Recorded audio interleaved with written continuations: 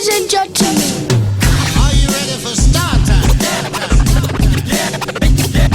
Ladies and gentlemen, we have Jus Jase in the house tonight, and they just got back from World Tour, and I think they got something they want to say.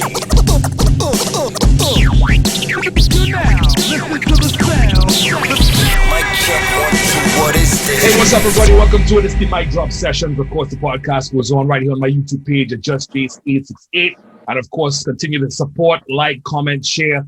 Click that bell for notifications, and of course, for upcoming episodes. And you know what this podcast is all about. It's all about paying tribute and, of course, saluting the generals, the icons of TNT radio, TNT DJing, and the whole era that was more or less the foundation for what it is today in terms of how radio sounds, or it's supposed to be sounding. All right. Now, this particular gentleman I have on the show this week, one of the crispiest, cleanest voices, and of course, smoothest characters you can hear on radio ever since. I like to play this snippet before I begin. Check this out, ladies and gentlemen, and you'll understand exactly what I'm talking about. Listen to this. We're going to catch you up, get you in the know. Now we're just grooving. We're having ourselves a good time. We're just cruising on until we get to 3 o'clock. Ladies and gentlemen, that's you. Ladies and gentlemen, my brethren, the one and only Stanley Augustus is in the building. Stanley! What's up with the mic at? With the mic at. Welcome, my brother. How you doing? I'm doing pretty good. I'm blessed. I'm not complaining. So, but I have to tell you though, I was listening to your intro. I feel bad because I didn't know about these podcasts, but certainly now that I'm on it, I'm going to follow it, right? That's what it is. I just started it. It's something I was always, conceptualizing and thinking of putting out for the longest while.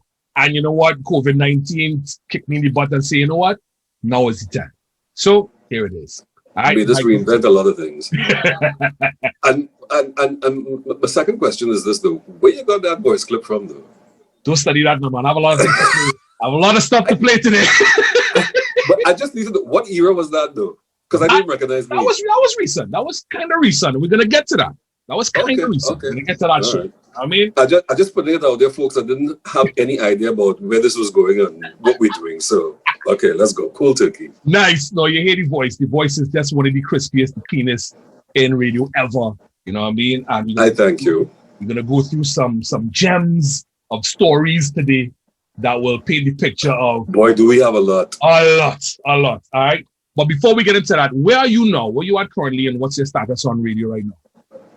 My status on radio is right here at home. Okay. So yeah. So I am not on radio currently. Mm-hmm. I just do my thing, just do my voiceovers and what have you. Supposedly, COVID, right? Has me here. So yeah, things I suppose are not the way that they used to be. It's a different time. I know that a lot of the radio stations, a lot of the networks are somewhat, struggling in terms of, finances and what have you. Correct. As you would have remembered when this whole COVID thing hit about a year ago or 9 months ago, 4 or 5 months into it, you heard a lot of these networks laying off folks and, So that's just the way it went. We at the ripe old age now. Well, I mean, not you. You're my junior. I right behind you. I right there. If there's any such thing called retirement in what we do, I still think that's a long ways away. But nice. But the point is, we're still getting up there. We're right. still getting up there. But we have a lot to offer. And, certainly a lot more work that could be done. So yeah. Cheers to that, my brother. I hope you have a glass. You important? Ashamed? Because I don't drink. Yes. I don't smoke. I know. At least I have something. Well, I will toast to you. All right, throughout the show. There you go. Toast to you, my brother. You know what I mean? Salute. You're one of the generals, one of the icons, one of the legends of radio and voice and DJing. We'll get to that too. So what I want to do is go to the genesis before we even became friends. Before I even heard you on the radio, I need to know the genesis of Stanley Augustus from the early beginnings. What brought you into radio? How you got that voice tailored to how it is, and some of your influences. Well, funny enough, radio was never in the cards for me Serious. Seriously. I never knew that I had that voice. Clearly, my father did. Right. Because my other siblings, well, they would have had the voice as well. And we were sitting on this gift and not knowing that we had it. But when it came to me, when I got back to this country in 83, 84, so I would have been somewhere around maybe 18 or 19 years old. Right. And I got into the hospitality industry. Okay. And that's where I was working. I'd love that. So that's what I was doing. But just before I started doing that, I was sitting there trying to think about, well, what should my career be? What should I be doing? Yeah. All the time I was supposed to be staring in the area of aviation because that has always been my first passion. You serious? Yeah. So that, do you fly at all? You learned how to fly or not? Virtually. So yeah. But I back in the old days, before there were, even schools like Brico and Aerial World and so on, there was Fernandez. He used to be out there by the old hangar and stuff like that. Yeah. And I remember my dad taking me out there. And that's when I had my first flight, actually. And it was, mind-blowing. We went up in a little Cessna 152. I remember feeling like a gnat next to a big 767 in those days when we were waiting for clearance to take off or whatever. Yeah. And my tutor at the time, my instructor at the time, he's a young fella. And I was just so impressed. I was blown. I was just like, how this young guy could be my tutor, But yeah. I'm now getting the feel of aviation and so on. Yeah. And we went up there and I just said, yeah, this has got to be it, When we went on that little jaunt around we were doing a circuit around Piarco. I remember when the airplane seats, we go get to that. Yeah. We go get to that. There you go. Right. You're not connected. Go ahead. Yeah. And I remember going up there. I remember that flight like it was yesterday. Yeah. And I remember he was, trying to get me, acquainted and so on. And he says, you know where Chabonis is? You could, and I was pointing everywhere else except where Chabonis was. Right. Because by the time you got up there, everything just looked the same. Yeah. Yeah. And I remember at one point, he just says, okay, a Cessna 152, you can glide for a while. He switches off the engine. And we like 3,000 feet up. And I thought I was going to have a conniption. But that was my introduction. Right. And I was just blown by it. And I said, that's what I'm going to do. But in order to do that, you remember back in those days, there was a whole lot of money, to go, to train, you could get your PPL, maybe back then for about $10,000 back in those days. But then if you want to move on and, be instrument rated and get your commercial, then you most probably have to go out to Miami. It's not like we have commercial here now, but we didn't have that back in the day. So all you were doing was just calculating the bucks and saying, all right. So I got to work first, right? Yeah. So that's why I ended up in the hotel industry, which I loved. I was doing food and beverage back in those days in Hilton. And so it was a lot of fun. And then apparently we were doing well. And I was approached to come down to Calypso Beach Resort to come and manage there. And so I joined that little team, and that was a whole different experience again. This is down the islands. So it was like, but you're young, Yeah. And so I was a little party boy and stuff as well. So I started up a nightclub down there and started to host parties. And I used to have George. Yeah, fine, George. Come down and play and stuff like that, because we were always friends. Okay. Yeah. And then I started hanging around with George, actually. Right. Because George would be playing in the attic and these places. I was just like, this looks like fun, But I'm just watching what he's doing, never thinking that's where I was going to end up, right? Right. And then one day, when, my dad and I had several conversations, and he was asking me what I wanted to do, and I explained to him, and blah, blah. But radio was never in it. And one day, he took me to Radio Trinidad, and I was just like, well, what are we doing here? He says, I want you to meet someone. We went in to see Gabriel Francis. This was the first time I was meeting Gabriel Francis, but he was a friend of my father's. Right. And before I knew it, there I was going to some training classes at Radio Trinidad. Wow. What year is this now? Don't ask me. Is the 80s? This is the 80s? This is the 80s. This is the early 80s. Cool. This is the early 80s. Right. And, so Mr. Francis then explained to me that they were going to put together this little class of folks to come and train. But I didn't know where this was going. But I just said, okay, I'll come do it. It was a couple times a week and stuff. Yeah. That's when I met Don. Don, boy, salute to Don. Yeah. Pick up the Don. And we had a couple of people in there. There was an Antoine guy, but not Glenn. Glenn was on radio long before us. I can't remember. I think it was Larry. I'm not too sure. Francis Stout, who is now, I understand, Father Francis. So everybody's lives took a different turn. Wow. And there was Carol I. Young. Right. I don't know whatever happened to Carol. Yeah. But there were 10 of us. Harold would come and sit in other classes as well, correct. But he was already working at Radio Trinidad, I think as an operator at the time. Right. And so we started these classes, and our tutors were Salma Ahi, The Flame. Winston Maynard. Those were the two main, Right. But I remember when I went into Radio Trinidad, sometimes we'd be walking through the hallways and stuff, because we used to have the classes upstairs. Okay. I remember they used to pipe the radio through the entire building. That's right. And I would hear this voice, a female voice, reading news. And I was just blown. I say, who's this person?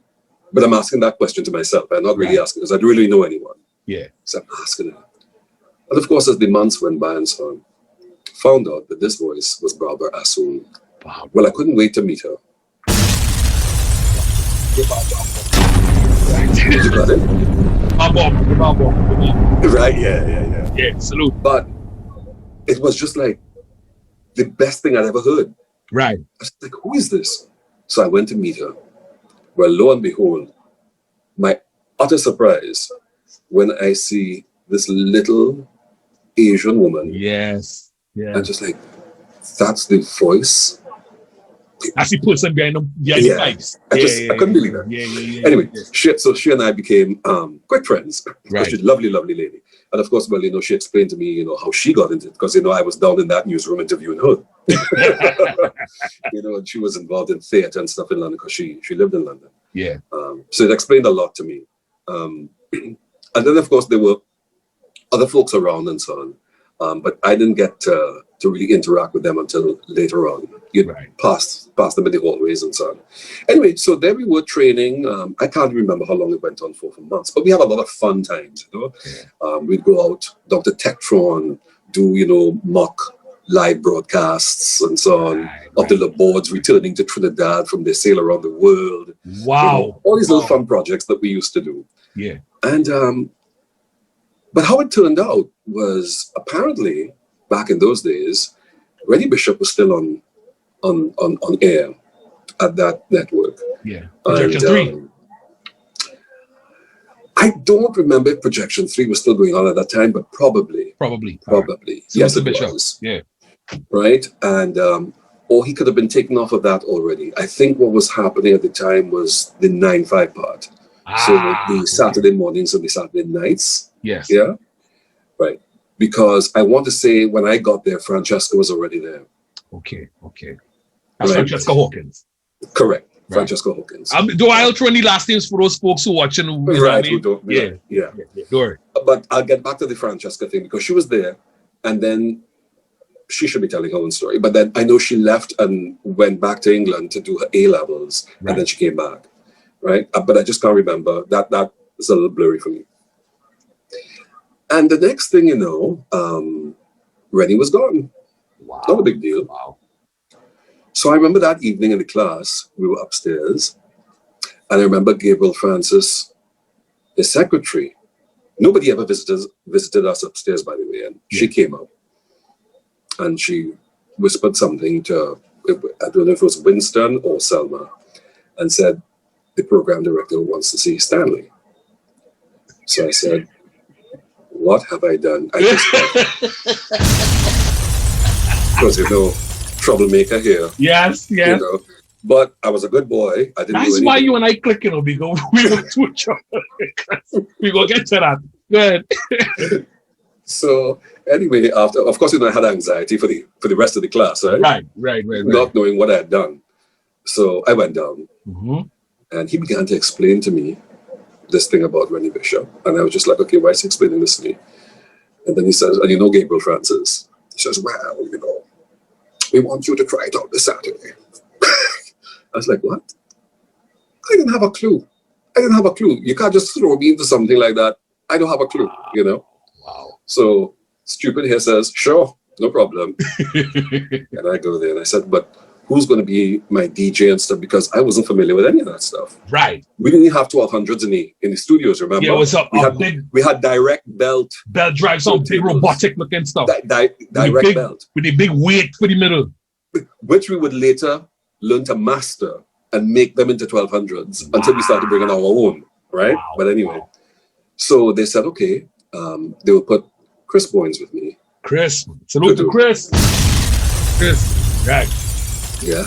And I went up there. It was the little studio up the spiral stairs. Yeah. And went to do the show on a Saturday morning.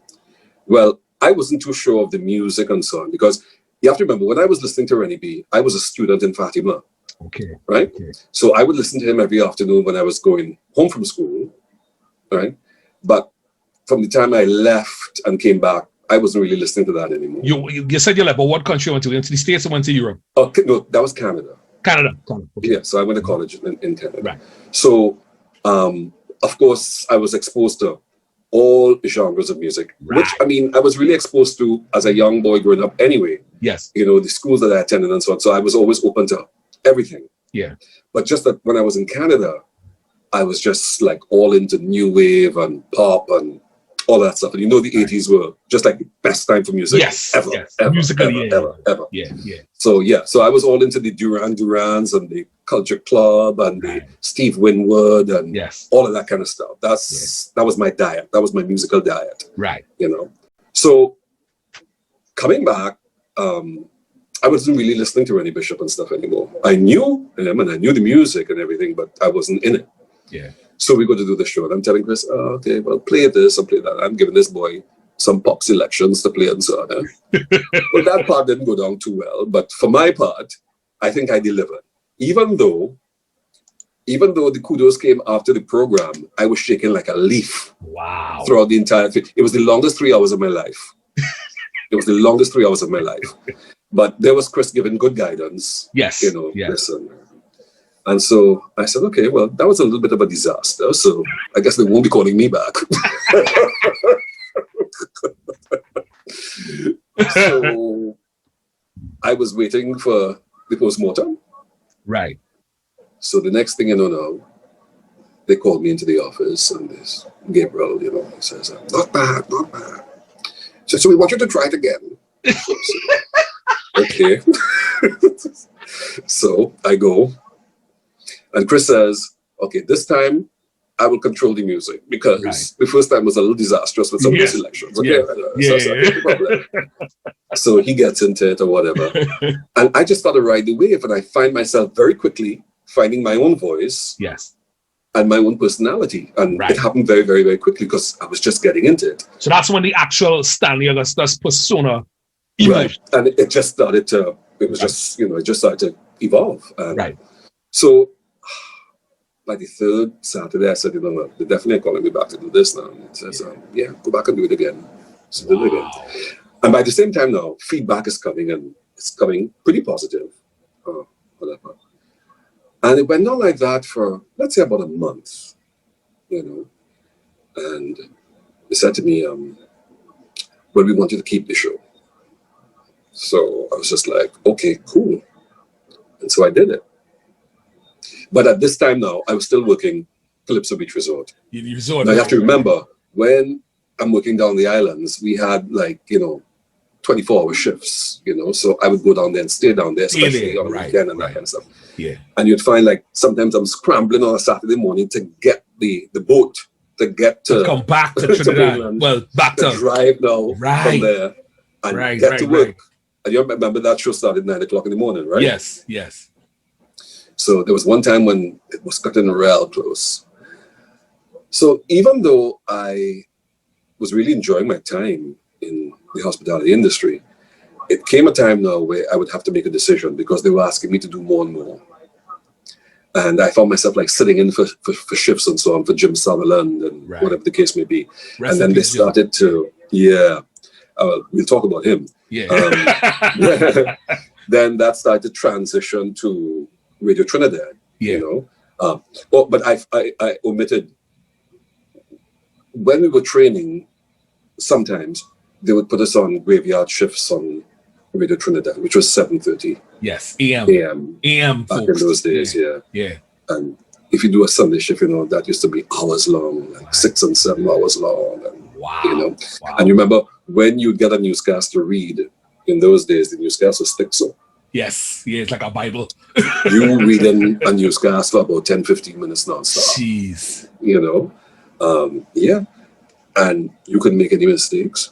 And you remember the way we were trained back in those days were to be all-rounders, so we were taught in everything. Yeah. And I think that is what laid the foundation, really. You see, because once you could have done all of those things, everything else was basically breeze. That's so You had to true. learn to, That's so true. you had to learn to, to do the interviews. You had to learn to read the news. You had to learn to write stories. All of those things.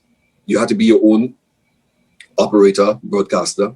Back in those days, I mean, in the early days, you used to have Have an operator. Yeah. Yeah. operator. Yeah. But then sometimes you'd be that operator yourself. Yes. You Yes. know, yeah, and especially when they started to sort of, when they started to take that out, the operators and so on, you're manning your own shift, Yeah. really and truly. Remember, you start to go and pull all your commercials, which were the cartridges back in those days. Yep, and stack Yeah. them up.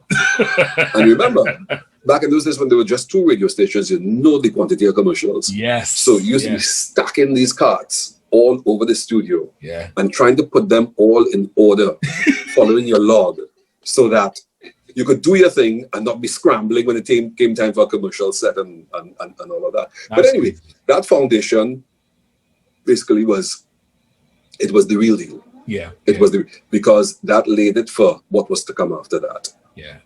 Pause on that note, because in a recent episode talking to Franco, we were saying the same thing. Because like folks like myself, Franco, I can't even count many others, we were the last to come through that boot camp of training. Because I got it from Dominic Calipasad, who put me on to do 7:30 news. That's before I got the break to do my own shift on 9-5.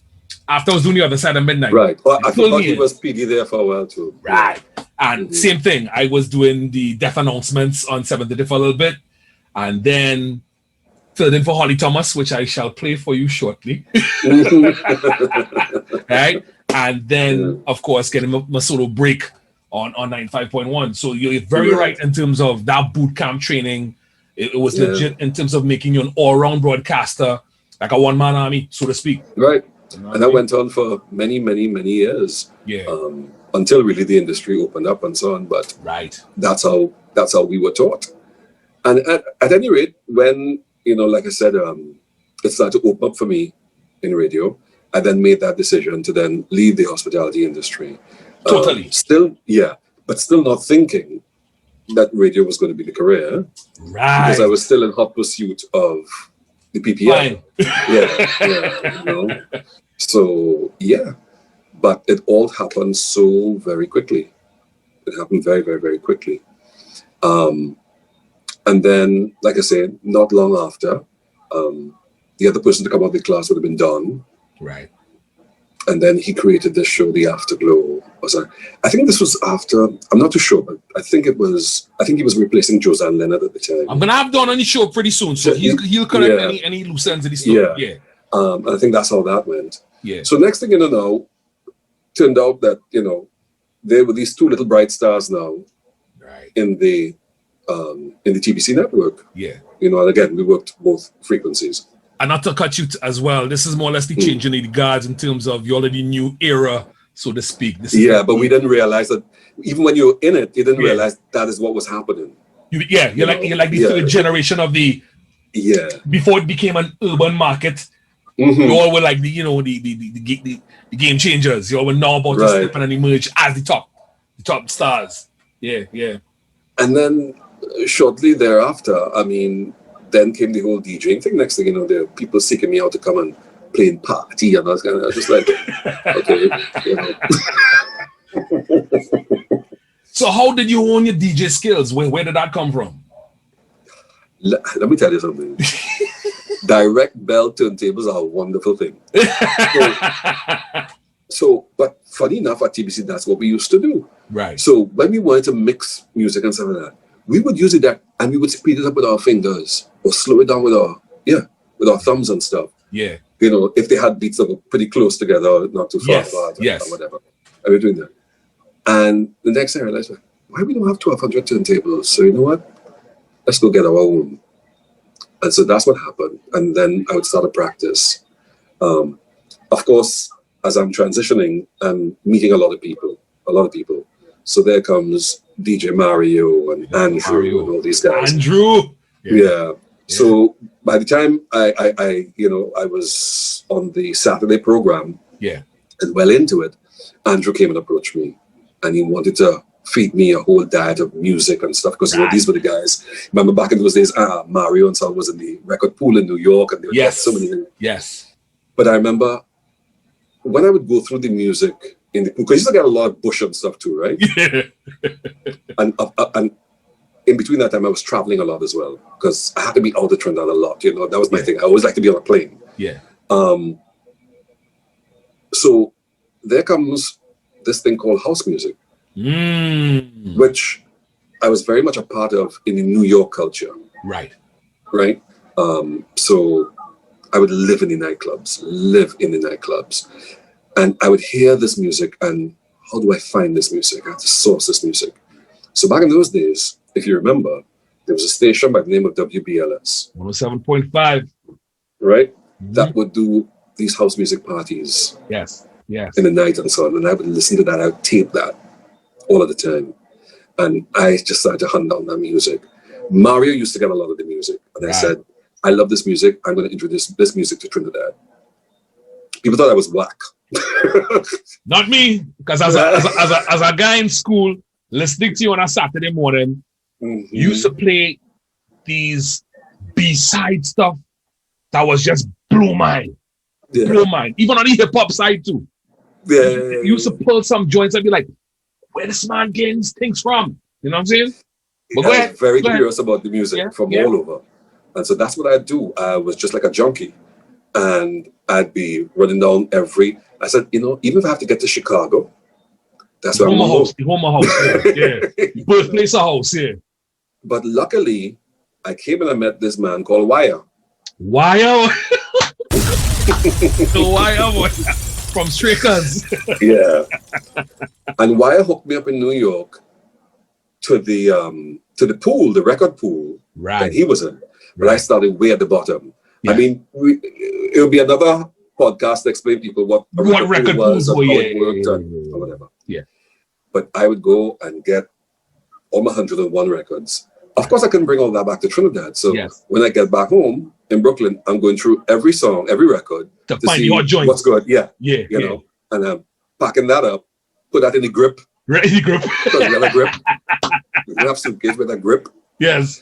Pack that into the grip. Yeah. And I come home. Yeah. You know, and we're going back and forth with Mario. Mario, I have this. Andrew showed me this and that. And I just pull it, you know, and I say, yes, this one. And so that's what I did. I just started to introduce this music to Trinidad. Right.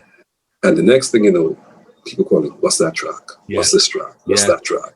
And that's really how it grew. I was really surprised that it took off, because I thought I was going against the grain. Right. You know, but you took that risk. That's the risk you took. And trust me, it paid off big time, my brother. Yeah, but I really loved it. I really, really, really loved it. To this day, I still do. Yeah. You know, but I tend to go back to the old, you know, Frankie Knuckles and all of that stuff. I remember there were certain tracks that I made as my theme songs on a Saturday. And DJs would be calling me up all over. What's that music start? What's that music it end with? You know, I remember one day going to the record pool and pulling out this track, and I'm listening to this and saying, what the hell is this? And I said, this is the jam right here. And I didn't even hear this in a club yet. By this time, I was a little higher up in the record pool. Right. And I got this jam, and I said, this is my jam. And that's what I used to use on that program. And it was the morning after by Fallout. The number of people that would have called me for that record. Wow. You know? Wow. Yeah. That was a jam. That was a jam. You know? I'm gonna pull it, but I don't pull it. Oh, yeah? I don't pull it. I know YouTube will cut it out, you know what I mean? But trust me, that was epic. Nah, I ain't gonna play. YouTube will pull it. YouTube will, they'll flag me. But, so I can play. Yeah, so that is how, you know, so that's how it was going. And it was a lot of fun. And what I liked about Radio Trinidad is that I was able to really express myself through all the genres of music that I love, because we played everything. And you remember, that's how radio was back in those days? Yes. You know, you could hear your Sheriff and, you know, and all your songs, your Frozen Ghost, the Police, everything. We played everything. Yeah. You know, And then I used to have my rock program because I lived my rock music. Right. You know? Lived my rock music. You know, and it was funny because Marcel Mahapi at that time was he was the sales manager at the time. And I remember what they used to say about Marcel, he could sell snow nice. Yeah. And so he conceptualized this program for a 1 hour rock program. He asked me if I'd do it. I said, absolutely. Right. So what night that used to run? I don't remember. Okay. But it was going to be sponsored by White Rock. Right. So that's when I said, well, let's call it Light Rock. Yes. And it became Light Rock with White Rock. Right. And I remember the first night of that show, well, I was just so pumped. in your element. Yeah. I was just like freaking out. And I said, I knew exactly what my first song was going to be. And in my college years, there was one group that I was totally fascinated with all my years. And in those days, they were an underground group. Okay. And that was U2. U2. Okay. They were an underground group. So years later to see them, rise to all that acclaim, it was crazy. But so I was just like big on U2. And I always remember that was my first song for that show. The night that show premiered, it was Where the Streets Have No Name. Okay. And I remember Master called me and said, what was that song? He says, man, that song. But I was, I had my collection of rock music. I was into my Scorpions, but, I was into the heavy stuff too. Yeah, that's true. But like I said, I listened to everything.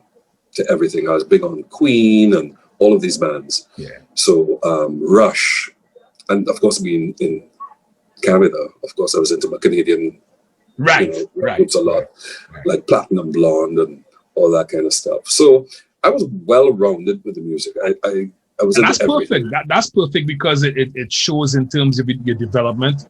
It shows in terms of your skill, your execution, in terms of your musical vocabulary. You know what I mean? Your knowledge, it's there, it's present, and it's to the test of time. Yeah. The test of time. So, I said, those years at TBC, invaluable. Yeah. And I would tell you, I would say those were the best years. Yeah. Those were the best years. You would have thought that opening up the market as they did in terms of the radio concessions and so on, that was very liberating, I will admit. When it first started in its inception. Yeah. But later on, I would kind of double down on that. Because it was too much of it was too much. Yeah. It was too much. And I think it watered down everything. I agree. 1,000%. Not only that, but it created a glut now in the market for talent. And so I think that's when we actually began to lose standards. Yes. I really do. Yes. I really do. Yeah. But pause on that. Yeah. I want to go back and bring myself in the fray too. Right? Right. So we're looking at back 95.1. I was doing my thing with the Outlaws at the time, Downtown Outlaws. I wasn't a DJ either. Them days I was a rapper.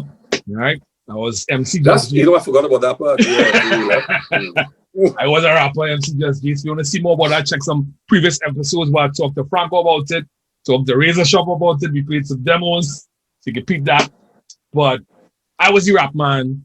I want to give you a visual because this is how I first met Stanley. All right, This is Downtown Outlaws days.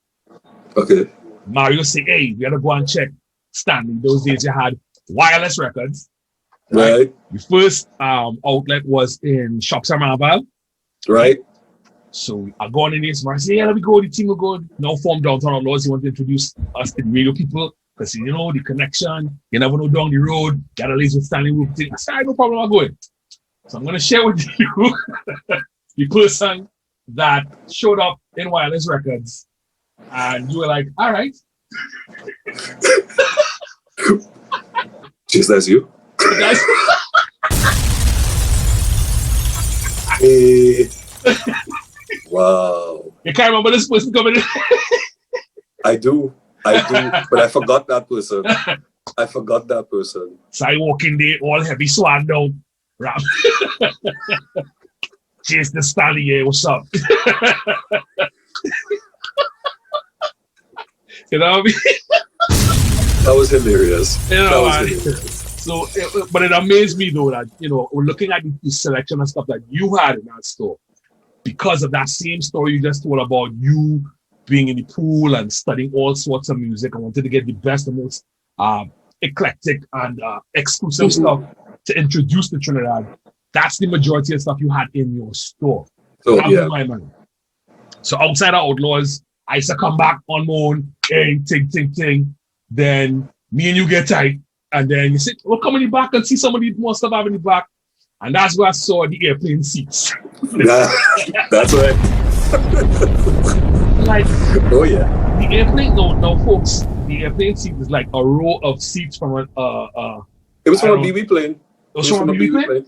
Yeah. Right? So from a BB plane, a row of seats, he took the row, put it in his office, reupholstered the cushions to purple. Purple, correct. Wow. Right? It And was purple canvas. purple canvas, right? And I'm like, but this fucking shit is dope. This is not what I would think about that, you know what I mean? I used to blow man, that blew me away. And then we created, I don't know, just off of that nonsense, you and I just clicked. Yeah, we You did. know what I mean? We did. And I remember coming to the station, there were some other times. I started doing the other side of midnight. Same thing like you, I wasn't a DJ. I learned to DJ because there were some nights the rest of the team wouldn't show. I'd be on the air by myself. So I had to mix. Learn how to DJ and all that. Same thing, bought me to 1200s and own my craft and build my own rep. And I remember coming a day, Lisa and Carl Jam were here to perform for some concert. That's my girl. Yeah. Lisa it was a Velez. Friday. It was a Friday afternoon, right? Yeah. So I come, swagged out again, walking, just for no reason, coming to the station. And you coming out. And I seen Lisa there now. So I know, and I hold on the swag because the inner groupie trying to come out, you know what I mean? Like, is Lisa there? Look at Lisa. And you look at me like, not freaking no behave yourself. So I woke up, and you were like, yeah, like Lisa, this is one of our top DJs here. He called me a top DJ. It's Jus Jase today. How you doing? Fun. But you have to give that story its totality. Eh? You have to talk about the night of that concert. Eh? Yo. When we get rain with some bottle. Eh? Okay, don't forget that. Yes. Yeah. Yes. When Heavy D didn't show up. Yeah. Oh, yeah, it was Remember? Heavy D and Lisa. Yeah. Wow. And Supercat too. Supercat didn't show either? No, Supercat was there. Oh, he was there. But- Right. Yeah, but they were all on the People bill. were upset that Heavy D Yeah. didn't come. Not knowing. Yeah, you forgot that night. I'll never forget Steve Chandler. Pick up Steve. Before I actually could run off the stage, I was falling down the stage with laughter. Because it was Steve. When Steve see the first bottle reach, Lord, let me tell you, Steve, oh God, you gotta love him. Heather, he was out of there like a bat out of hell. Fun times. Those are fun times. Next fun time too. And I will always say salute and thank you for this. I'll get a toast for this one. I'm gonna show you what I mean. Okay. I'm home. I get this call. Jason, what are you doing on, let's see the date, because I have the visual aid to show. You have all the information, right? Yeah. Come prepared. Saturday, 25th of January, 1992. what do you have? You have anything? I said, nah, I'm that good. Things, carnival time. You just chilling. Well, I have put your name down. I suggested and I got through to put your name down to perform on the Naughty by Nature Yes. Queen Latifah Crystal Water concert. Yes. Oh, yes. And I was like, 1992. hell yes. Mhm. Well, that's it right there. That was right after the coup d'etat. Yeah. Right after the coup d'etat. You seen it right there? Yeah. Right? Mhm. You get tickets by wireless record. There's on the right hand side here. Yeah. Yeah. And the You bottom still left, have that. MC Jus Jase performing.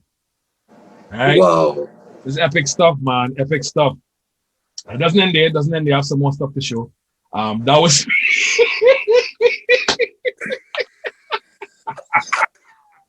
Oh, God. We shouldn't be laughing. that was me. That's when I performed the night in the show. Yeah. I mashed up the place. I did well. Well. You know what I mean? Wow. I remember that's right in the front of the stage because the barricades there. Yep. Way. Yep. Yes, Chase. Yes. Yep. I have it. And I have some autographs too because Latifah, she told me she was impressed. When I came upstairs, she was right there and she was like, Jason, yo, you just Jason. You got a future ahead of you, boy. She signed the autograph. I gave it to me. So you seen that good luck in your future. And well, boy, years later, she embarrassed me on Hot 97. I'll get to that. Oh, Lord. You can't remember it. Also, Tretch also gave me a little autograph as well. Yeah. Okay?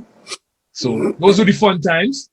Yeah, man. Those were the fun times. I'm happy you kept all of that stuff. I have everything. That's awesome. You know what I mean? I even have some of the clips from, or news clippings, I should say. Like, check this one out. The Shining Clash of Cultures concert. You understand? Yeah. All the clips. Yeah. You're the part with me. Look at it.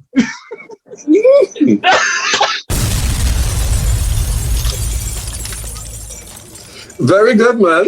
You know, I don't remember those clips, but very good. Wow. You know what I mean? So those are some of the memories I see. Good for you. Good for you. Kept You it know what I all. mean? I kept all of that. Now, I wanted to go to the timeline now. When, I know you left 9.5 to go to 98.9. With the launch of it, or was the station launched and then you came in? That's The launch of it. The launch of it. The launch of it. So you were there for the whole launch of it. Right. I guess that's where I got the break to do. I think so. I hope I'm not lying. Yeah? I hope I'm not lying. No, yeah. No, I was the there, launch? yeah, I was definitely, for the beginning, yeah. Right. Because of your departure, that opened the door for me to get the solo slot on 95.1. Right. Because Dominic, once again, that's when he pulled at me and he was like, all right, we want to be thinking of having you on board the team. I was mind blown. And of course, Holly, salute to Holly Thomas, rest in peace. He was, he was like, he liked what I was doing, but he didn't want me to know that he liked what I was doing. So he put up this sort of, all right. And me being the rebel, I doing it because I do. You're like, all right, no problem. Yeah. And he calls me and he said, Jace, I want you to fill in for me. I'm going to be away for some days. I want you to hold on my show, The Stars of Disc and Wax. I'm like, wow.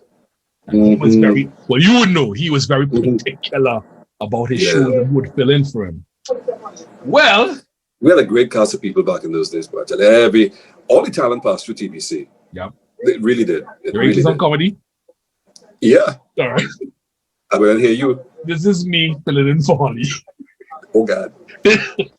Hiddy lingo and the voice, right? Here we go. I'm now 12 minutes past the hour of 12 in the p.m. You all know what time it is. It's time for the Stars of Disc and Wax. No, it's not Holly Thomas, but yo, it's MC Jus Jase in from the homeboy Holly. From round 2-4. Hey, that's the sound of Miles Davis with the doo-wop song. Lots and lots of jams on the You delivered the show in rap. So you all know what time it is. We're jamming all day, all night, all night on your radio. Real radio, Rhythm Radio 95 FM. And we are ready to jam.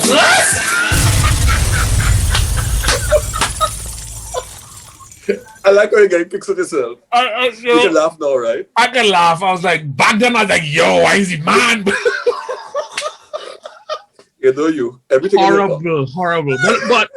But funny enough, Dominic and they loved it.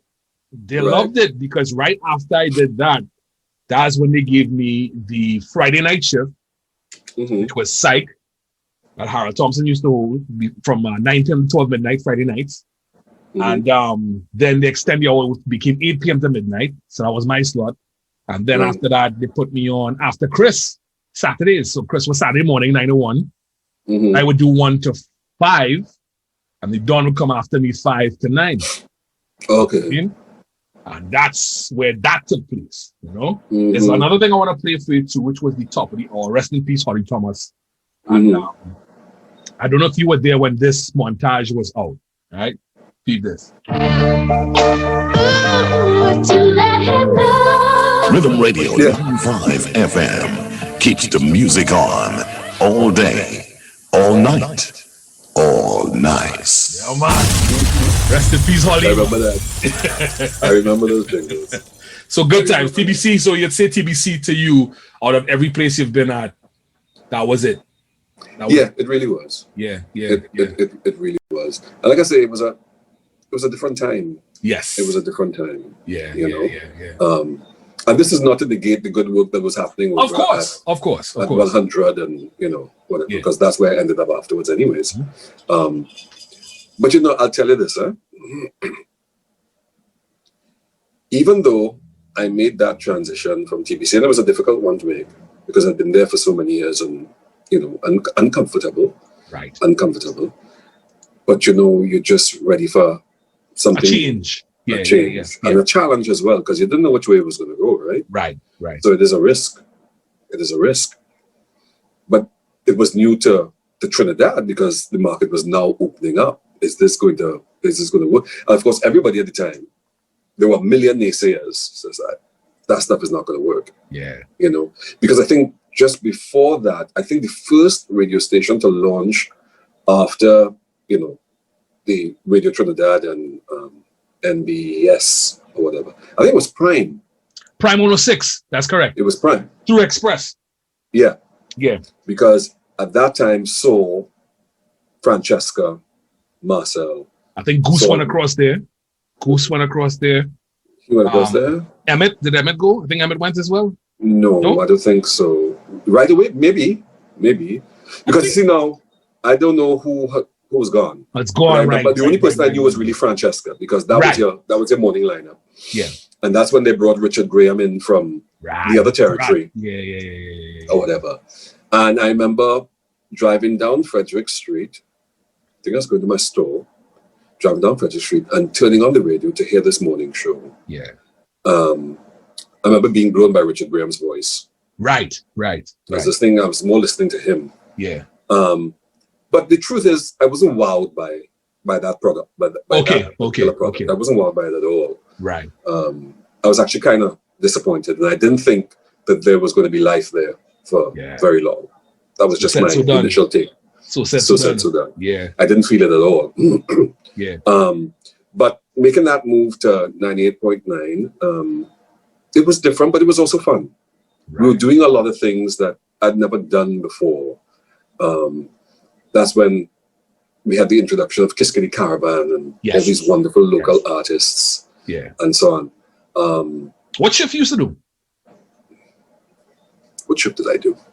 I did mid-morning. You were morning? Yeah, so I was after Glenn. Okay. Because Glenn was the morning guy. Right. And then I did a shift on the weekends too. I forget now. But I think it was a Sunday. It was a Sunday. Yeah. And because I think Signal and Leslie Ann used to relieve me on a Sunday. The Nubian sister. Yeah. And Mr. Wong. Right. That was the little duo there, you know. And and then from there, then the other transition. That's when you and I reunited. That's right. Right? That's Back right. to 96.1. That's that right. was comedy. You think? That was You comedy. I talk about when like you and I clashed in the people reception area with Shelly, Mm-hmm. receptionist Sherry, Mm-hmm. and Bacchanal boy. Sharian. Sherian. Let's call her Sharif. Yeah. So yeah. And I used to be mocking everybody. Ivan too. God rest his soul. Yeah. Used to be walking around imitating everybody. Making enemies. No, the kicksy part was, well, you know, I've done more done, right? Yeah. For real. Huh? I can't wait when Don comes on. I have some stories to share with him with that. And I was doing some stupidness, making up some skit and acting like Don. And y'all tell me Don coming around the corner. And I stopped midway and he like, what are y'all doing? Y'all trying to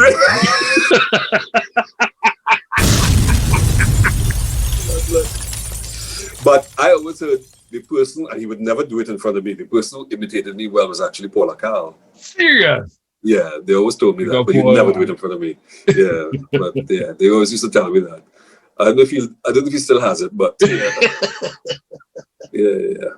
Now, But yeah, so there were a lot of things that were happening, a lot of changes, and you know, the market was being all divided and right, which wasn't bad because I think by this time you would have had Music Radio 97 too. Yes. Yeah. And you know, for a while I was digging it. Yeah. And then I don't know. Everything started to go everything went downhill. Everything started to go haywire. Yeah. And I remember I'd be listening. I remember I used to listen a lot. I turned on all these different radio stations and listen because I was always interested to hear who were the voices. Right. You know. Right. Yeah. I remember for all that time, there was just maybe one or two people that really stuck out to me. And I remember the first time, I'll never forget, it was at nighttime. And I was driving west around Peaks, thereabouts. Mm-hmm. And I had a friend in the car with me. We could have been going down to Chaguaramas End. And we were listening to one of these stations. I don't know, it could have been 98.9 at this time. I don't know. And I heard this voice. And I was just like, oh my God, who is that? I said, this is the first male voice I have heard in all these years that really hits me. I said, that person. And so my friend says, oh, you don't know who that is? I said, no, I don't have a clue because I wasn't really in tune with urban radio anymore. Yeah. And he said, that's Rodney Fireball King. Wow. And I was like, brilliant. He's brilliant. The way that he flavored and colored that delivery. Yes. I was like, this man is awesome. Yeah. And I couldn't wait to meet him. I didn't meet him until many, many, many years after, you know. But again, he and I just hit it off. Nice. I think he was a great talent. Nice. He was a great, great talent. There were a couple other voices I would have heard, you know. There was a lady in particular, I just can't remember her name now, but I remember reaching out to her. The first time I heard her voice, it was on one of those religious stations. Isaac? It wasn't Isaac. I think it was the station that was there before Boom. That would have been Love 94. But was that religious? Yes. It was religious. Yes. It was religious? It was. Right. Yes. And I hunted that woman down. Who was that? Till I could find her. I don't remember her name now, but she's not in radio anymore. But just the most beautiful voice I have ever heard. Right. But I did meet her again by accident. When I was at Power 102, I was setting up some interviews and stuff. And I had to liaise with the Children's Authority. Okay. Mm-hmm. And the person who called me, I said, wait a minute. I said, but I know that voice. And then she said, it was her. Wow. She said, yes, I used to work. I said, now I remember you. Still beautiful, beautiful, beautiful. I can't remember her name now. Yeah. But but she works there and so on. But sometimes I wish that all of these folk would just get together again and come onto some frequency. I miss them. I miss hearing them. Yeah. I miss hearing them.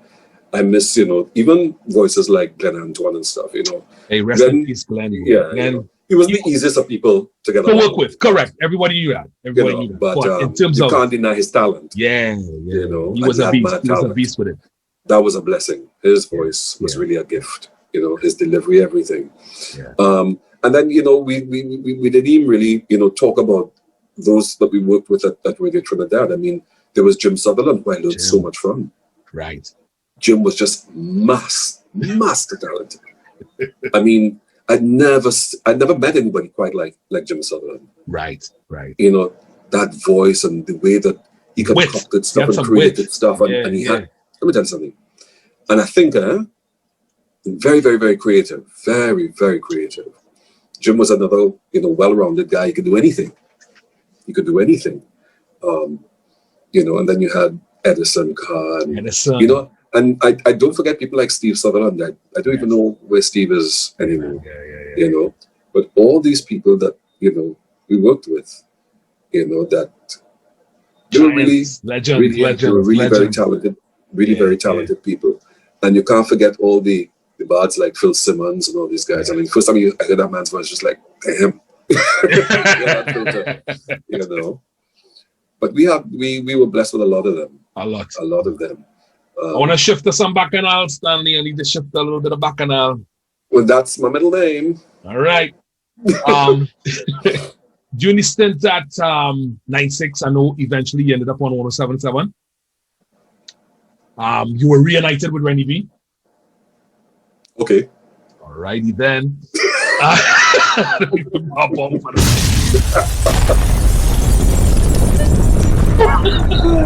right. I remember some Bacchanal took place. Right? I know you don't. If you don't want to go deep into it, that's fine by me. No, I will talk about it. I really don't. So what went on? I know you were suspended, and then eventually fired, and then you were reinstated. And the talk was just through to see some Bacchanal went down. What went down, and what's your take on it? So, Rennie B was there. He was brought in. I have no reason why. I have no idea why a move like that. But knowing the person who runs that station wasn't difficult to figure out. It's just always an ego thing and grabbing at straws really. Now, this is not to deny Rennie B's talent, 40, 50 years ago. Right. But you have to understand, making a move like that, nobody knew who he was. There was a couple of generations who had no idea. There were people in that building who didn't know, asking, who is he? They didn't know. But anyway, that aside, he was there doing his thing. So at the time they wanted to do the Saturday lineup, right, or what have you. And at first, I wasn't really interested in doing it because I had some concerns about salary and these kinds of things. Anyway, at the end of the day, that was met, and I was asked if I would please come do it and come on after him and so on. So I said, sure, no problem. So I did it. It was going on now, enjoyed myself. And there was one morning when I came to take over from him, and in my opening remarks, I was thanking Rennie B or whatever, and I said, something about, well, him, he's an old dinosaur. And next thing you know, by the Monday, I'm being told I'm suspended. Wow. So like, what? For what? So, there was all this brown nosing of Rennie Bishop going on and all this foolishness, and I wanted no part of it. So, but to this day, they have never really said, not even a court of law, what I was suspended for and then later fired for. And anyway, it was said to me that I was supposed to be suspended for a week or 2 weeks or whatever. I don't remember now. So I got on the suspension. Next thing I say, but you're suspending me, but you didn't give me no letter to tell me I'm suspended. So I keep calling for this letter. Eventually, when I call and told to come for the letter is a letter of termination. Wow. So it's like, okay. but don't think I'm sitting here and taking that. Wow. So I said, right. So I knew what I had to do, and I did what I had to do. So that case went to trial in 2017. I was victorious. Okay.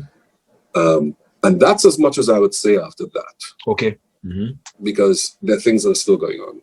Okay. So they tried to appeal it. I would tell you that. The judgment, they tried to appeal it. And it was just all in an effort to try to drag it out, to sort of delay the inevitable. Wow. So they appealed, and they lost that too. Right. Did this cause any bad blood between you and Rennie? Well, Rennie and I were never really friends, you know. Oh. We were never really friends. Okay. We worked at the same place twice, you know, but I never really interacted with him that way. I just never really did. You know, but I knew the individual. I knew who he was. Right. I knew what he was about. But you know, things were cool with us at 96. You know, I have to say. You know. Nice. So that's why I was so very surprised. But apparently there were some mischievous people trying to create a mountain out of a molehill. Okay. Because they had other plans. Yeah. So it is what it are, you know. But at the end of the day, you know, you just can't do people what you want and think you're going to get away with it. Right. That might be the way that you operated for 20 years, but it's certainly not the way that you're going to operate from now on. Right. Because if I must say so myself, I call myself the pioneer. Because what other people took over the years, I certainly was not accepting. Hey. So I went behind it, and I went behind it with gusto, and will continue to do so, you know. Cheers, my brother. Cheers. Right, so we close that chapter there. There you go. And I just want to say this too. I take issue with people who feel they own an industry. Right. You understand what I'm saying? Yeah. Right? Some people get to where they are on the backs of others. Right?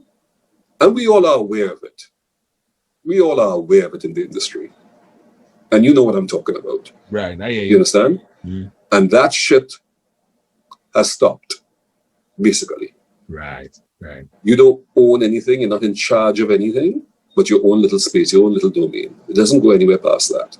And don't think you do, because you will be brought down. That's just how it is. I thank you. I think we can wrap it there.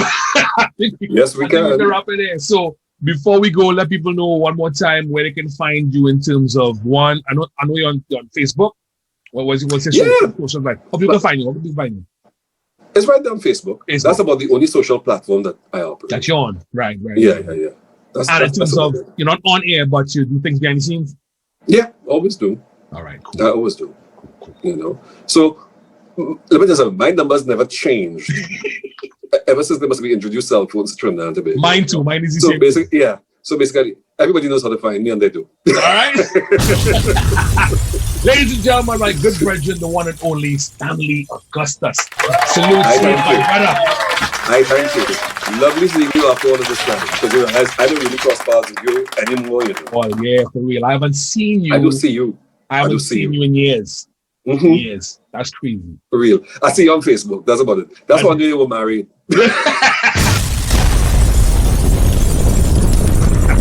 Stanley, salute, my brother. Salute. Cheers. Thank you very much, Jess. All right, thank much you appreciated. for giving me that opening and giving me the opportunity to be who I am. The breaks you gave me in terms of the concerts. Even the mentions Art 95. I'm sure folks probably came to you. We think about bringing JC, and I'm sure you'd have been like, yeah, that's a good addition. You know what I mean? That's the man. That's what we're talking about right now. Salute. So keep doing what you're doing. Yeah, man, I did. I ain't stopping. Much appreciated. This year is going to be 30 years I'm on radio, professionally. Wow. 30. September. By the way, so let me ask you, where you at? I'm on Hot 93. Oh, still? Hot 93 still there, morning guys, 6 a.m. to 9 a.m. And now on the beach run Sundays 9 a.m. to 1 p.m. So check me out while I jugger. You hear something? Right, there you go. I do play a lot of house as well. Well, yeah. So I didn't know you were still there, but I used to tune into your house sessions a lot. Nice. I knew this first time I found that you were doing the house sessions. Yeah. I was in Tobago for a jazz festival. And we turned on the radio because, it's kind of hard to get some frequencies there. And we got you. And let me tell you, we were partying in that car. You're check me out on Sunday mornings. House jams. Sunday mornings, 9 a.m. to 1 p.m. You'll hear some things. All right? There you go. All right, ladies and gentlemen, that's about it. Big up to Stanley Augustus in the building one more time. And of course, this has been the Mic Drop Sessions. Don't forget, follow me on all my socials, Jus Jase 868. Of course, check me out on YouTube, subscribe, comment, like, share, click that bell for notifications for upcoming episodes. And we'll see you next time for another one. I'm Jus Jase. Salute. Ladies and gentlemen, Are you ready for start time? Ladies and gentlemen, we have Jus Jase in the house tonight, and they just got back from World Tour, and I think they got something they want to say. Mic